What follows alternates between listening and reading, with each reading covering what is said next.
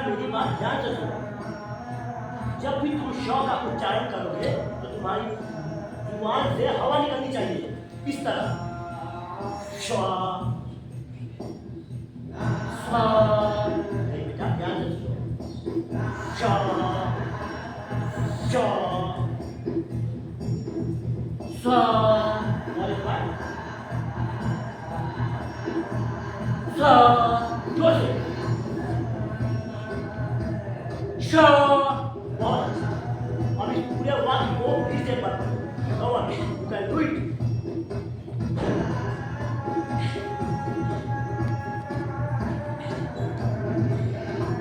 फिर एक बार फिर से वही शुरुआत। Good.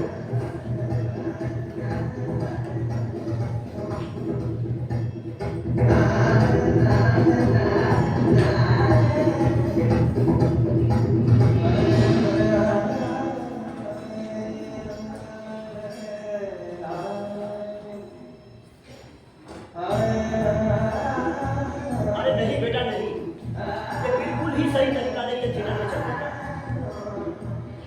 ये बात हमेशा याद रखना कि थिएटर में तुम्हारी चाल बिल्कुल तुम्हारे कैरेक्टर के मुताबिक होनी चाहिए। यानी किरदार अलग तो चाल भी अलग। लेकिन एक बेसिक रूल है जो मैं तुम्हें समझाने की कोशिश करूँ।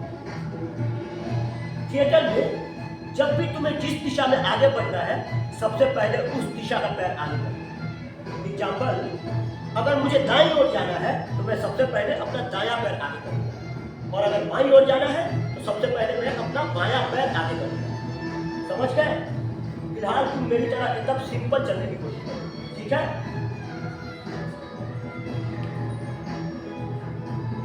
अरे जनाब, अरे बेटा, एक और रूल तो मैं तुम्हें समझाना भूल ही गया। जब तक तुम्हारे नाटक का निर्देशक ना कहे तब तक ऐसे नीचे या एकदम से ऊपर नहीं देखना चाहिए। डायलॉग हमेशा आंखों में आंखें डाल कर दिया करो, और अगर तुम्हें ऑडियंस में डायलॉग देना है तो तुम्हारा आई कांटेक्ट बिल्कुल तुम्हारे कद के बराबर होनी चाहिए, ठीक है? जी।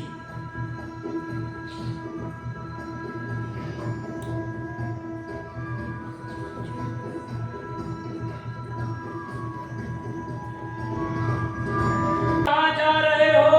तुम्हारे बिना मैं क्या करूँगा? मैंने तुमसे कहा था कि तुम्हारी आवाज आखिरी रो तक पहुंचनी चाहिए। अरे लेकिन कम से कम पहली रो वालों का तो लिहाज करो। उनके कान के तो पर्दे फट जाएंगे अगर ऐसे चिल्लाओगे तो। अभिनय में सबसे जरूरी होता है वॉइस मॉड्यूलेशन और वेरिएशन। एक सिंपल डायलॉग को अलग अलग वेरिएशन के साथ पेश करना चाहिए। फॉर एग्जाम्पल, अभी तुम्हारा क्या डायलॉग है? ये तुम कहाँ जा रहे हो? तुम्हारे बिना मैं क्या करूँगा? ओके भाई, बहुत ही सिंपल डायलॉग है। देखो मैं इसे कितना वेरिएशन देता हूँ। वेरिएशन नंबर 1 गुस्से के साथ, कहाँ जा रहे हो? वेरिएशन नंबर 2 डर के साथ, तुम कहाँ को जा रहे हो? वेरिएशन नंबर 3 शरारत वाला के साथ, कहाँ को जा रहे हो? यानी कि एक सिंपल डायलॉग को अलग अलग वेरिएशन के साथ पेश करना चाहिए। और जहाँ तक वॉइस मॉड्यूलेशन का सवाल है, एक बात हमेशा याद रखना, थिएटर में कभी भी गले का इस्तेमाल नहीं करना, हमेशा पेट का इस्तेमाल करना। एक लंबी सांस लो और पेट से आवाज निकालो।